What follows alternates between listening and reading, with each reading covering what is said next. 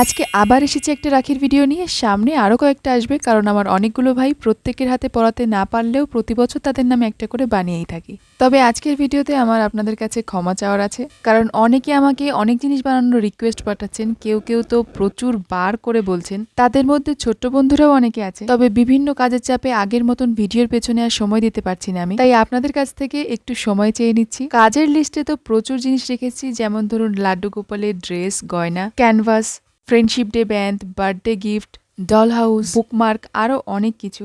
তবে এদেরকে বাস্তব রূপ দিতে আমার একটু বেশিই সময় লাগবে, তাই সরি। হ্যাঁ, আর এই রাখিটা যদি আপনারা কেউ ট্রাই করেন, তবে মাঝে না টকটকে লাল অথবা এই কালারের যে গোলাপগুলো হয়, মানে পিঙ্ক কালারের, সেগুলো দিতে পারেন। আই থিঙ্ক ওটা বেস্ট লাগবে।